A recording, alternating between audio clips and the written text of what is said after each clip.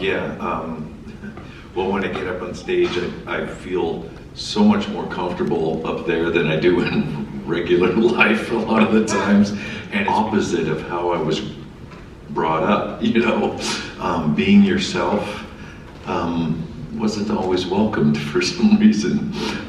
But speaking my truth up there and other people understanding that truth, the four of us have gone through so much together, and we care about this a lot because a lot is still happening for us even into our fourth decade as a band. It's gotten better every decade.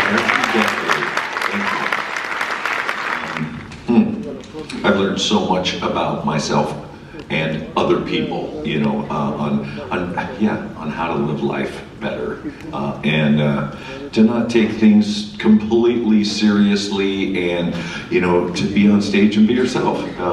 We get to do that. We don't, I get the best job in the world. The end. I mean, really. And ramping up, all the nightmares of guitars made of rubber, and you can't get to the microphone, or you have those dreams too?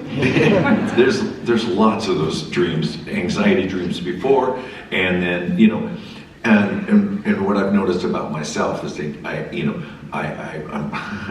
I build up stuff in my head so much, but as soon as I get behind that microphone, all is well. And there's a part of the objectification that we have to deal with. It's like we're looked at as something that it's we like don't church, feel. right? I mean, it's messianic almost. I mean, when you look in the audience and these sort of enraptured faces, that's a lot, yeah.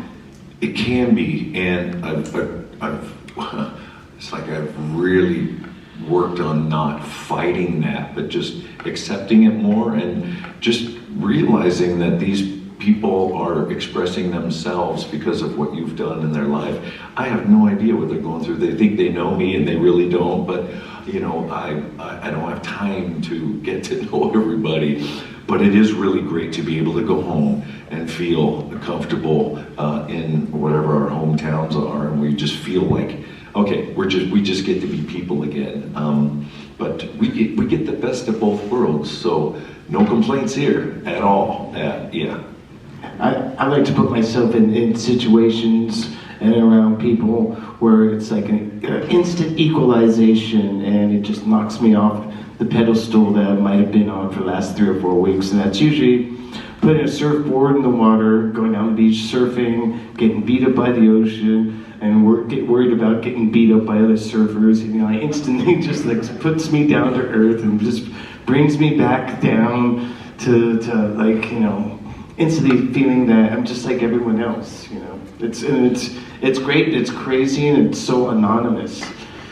And I get so much stink eye sometimes, and sometimes I'm just like great to get stink eye, because when you get off tour, when you're on tour, as you said, there's so much adulation that when I get stink eye, it's actually kind of like welcomed in a weird way. It's just like it's humbling and grounding and a little worrisome, but you know how it is. Kirk definitely keeps it real at home. I mean, Kirk, he'll paddle, he'll paddle out, and it's like 25-foot waves, and he'll paddle out by himself, and he'll go, what am I doing out here? You know what I mean? It's like risking his life. Sometimes some of the local surfers, you've got into it with them a little bit, Let's be honest. But that's part of the beauty of this journey is, you're humbled.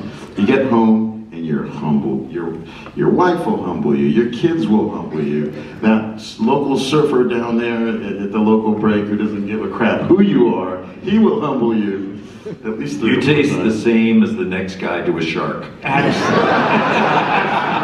Absolutely. We all sink. Oh yeah. But that's what's beautiful about you, and yeah. Be careful out there. The purity.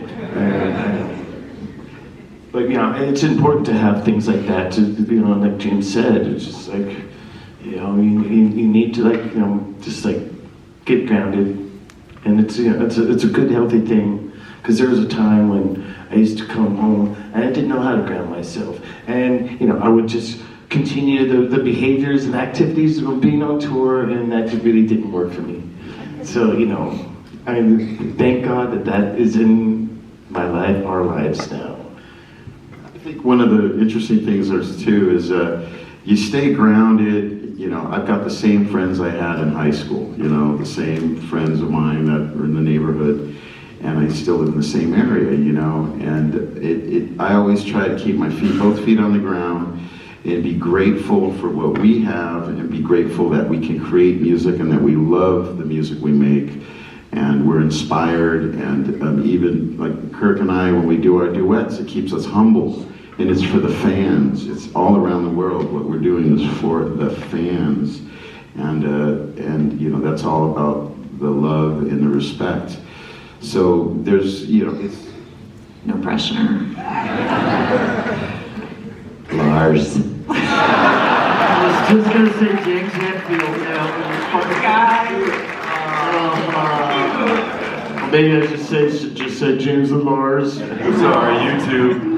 Ridiculous. No, but to be truthful, I mean, we all have really affected each other's lives. Undoubtedly, I mean, you know, we are a brotherhood, whether we like it or not. I love it.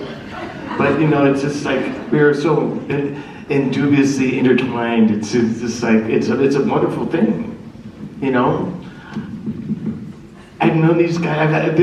This is the relationship of my life right here, you know. Other than my family, I mean, really, you know. We've all had inspirations, you know. I wanted to be, you know, Steven Tyler or Joe Perry. They were a poster in my room, you know, or Zeppelin or Sabbath. That was kind of our goal, you know. And you know, later on, songwriting became a real thing for me. So Phil Lynott, you know, amazing songwriter, you know. Yeah, there's a lot of great songwriters, and you know, going down the line. Go ahead. Oh, well, I just say Jimi Hendrix was everything for me when I first started playing guitar. He had the sound, he had the look. I mean, he had the songs, he had the attitude. I mean, it was everything. It was so amazingly cool. And I just thought to myself, how could anyone be so amazingly cool when he was the epitome of just like a true artist who just like, you can, I just imagine that everything he did had some sort of artistic sort of expression to it. And that really influenced me. My concept of him really influenced myself.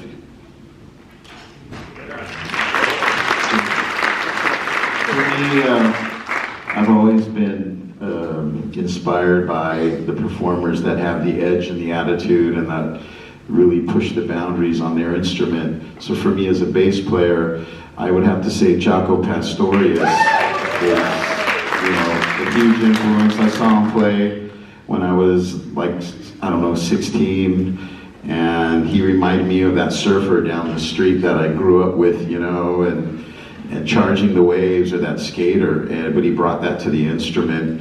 And for me, I was able to take that attitude and apply it to metal, to funk, to, you know, to different genres. So for me, it is about the edge and the attitude and taking chances on the instrument.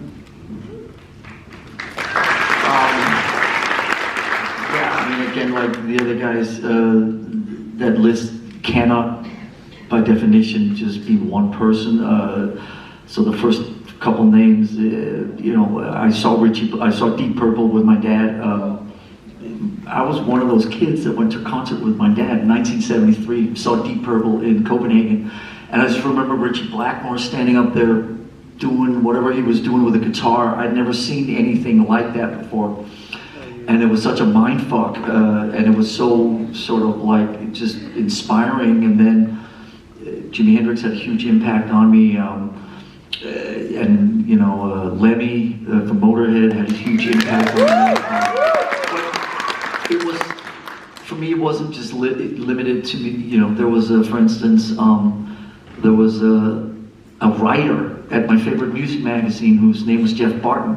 he had a huge fucking impact on me, just in terms of culture and wanting to be in a band and wanting to belong to something bigger. And you you sit and look at, I don't know, the Jackson Pollocks of the world, or the William de Koonings, or the Jean-Michel Basquiat's, or whatever, just in terms of, I think James was saying, unique artistic visions that take something and just fuck with it. I mean, when Jackson Pollock fucking put the canvas on the floor and started dripping paint on it, I mean, what a complete mind fuck. Like, where did that come from?